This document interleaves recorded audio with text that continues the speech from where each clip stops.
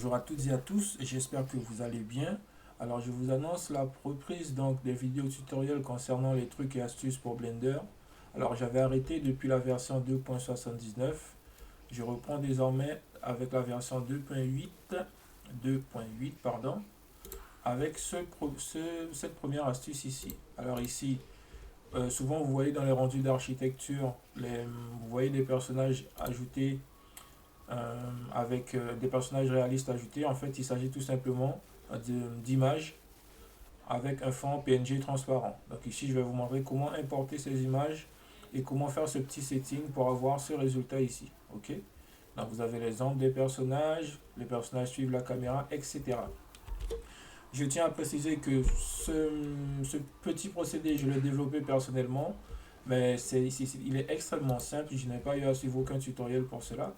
Et donc, si il existe une vidéo déjà sur YouTube qui a traité ce sujet, ce serait tout simplement une pure coïncidence. Moi, j'ai vraiment développé ça pour le besoin d'un projet, notamment qui est disponible sur mon site, un projet de stand. Donc, j'avais besoin ici de placer comme ça des personnages. Ok. Donc, on prend une nouvelle scène. Hop, on commence dès le début. Vous supprimez le cube, vous ajoutez un plan. Hop, on redimensionne. Alors je vais assez vite puisqu'on veut respecter ici un certain temps. Je ne veux pas faire des vidéos plus longues que 10 minutes. Ici je convertis cet objet en, en area. Pour l'instant je laisse comme ceci.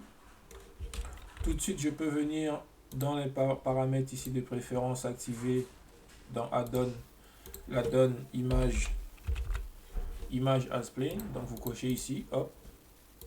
Et là, Shift A, vous allez chercher dans image as plane. Et vous allez récupérer vos images. Donc il faut que vos images soient enregistrées au format PNG et donc qu'elles aient un fond transparent. Ok. Donc ici je récupère par exemple cette image, je l'importe, ça me donne ça. Hop, j'affiche mon mode rendu. Ok, j'ai ceci. Ici je peux passer en edit mode pour faire remonter en fait l'image au ras du sol. Donc je maintiens G en Z et alors G, hop, pardon, je fais G en Z et je tiens CTRL. Alors comment j'avais fait pour snapper la dernière fois? Hop, en vue de face. Donc G, voilà, vous maintenez CTRL comme ça pour pouvoir snapper, ok, pour être vraiment au ras du sol ici. Ok, maintenant ma caméra elle est juste là. Je veux donc que l'image pointe toujours dans la direction de la caméra. Alors déjà je vais redimensionner mes personnages un peu comme ceci. Ici je peux changer le focal, je passe à 30 et ici redimensionner encore comme ceci.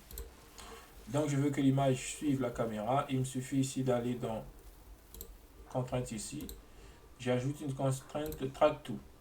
Je coche la caméra, ensuite je coche ici, j'inverse, je mets Y et Z. Et maintenant l'image va toujours suivre en fait la position de la caméra. Ok. Ici si j'ajoute un objet, un cercle, Bezier circle, hop, je redimensionne, G en Z.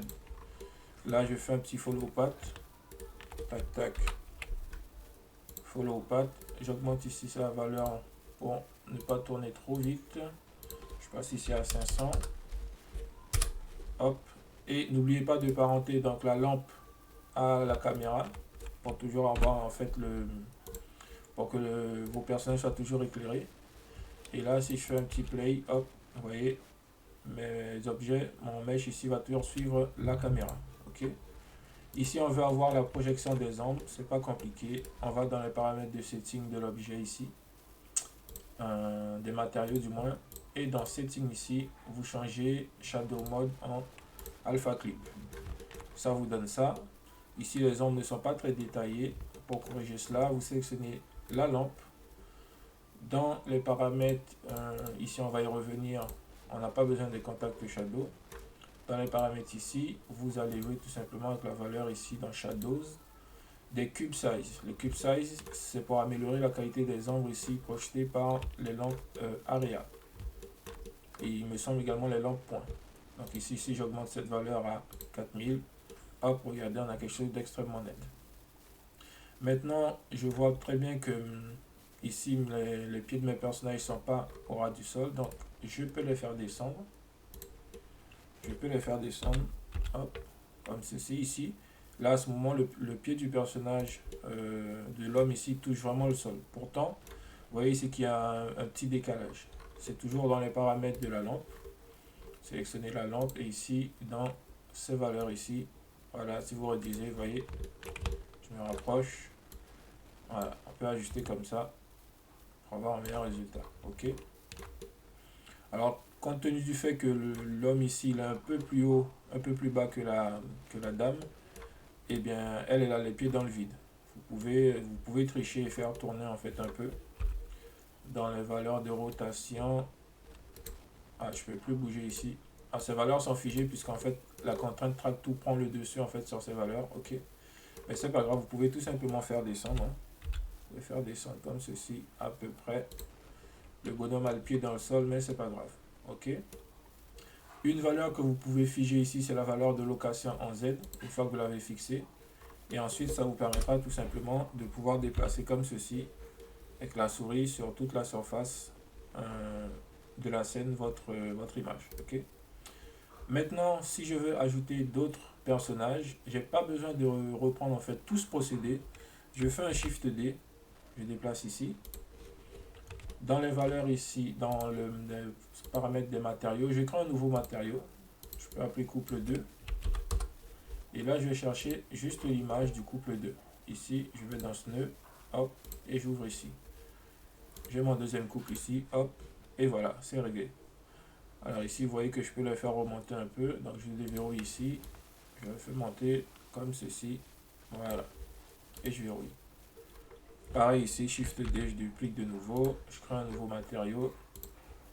Je vais l'appeler Guy. Et là, je vais chercher notre ami Guy. Hop. Enfin, guys en anglais. Et ça me donne ça. Et vous notez ici que au niveau de l'éclairage, c'est pas top. Il faut en fait supprimer ici le spécular. Hop, vous voyez, à chaque fois. Donc, j'enlève le spécular.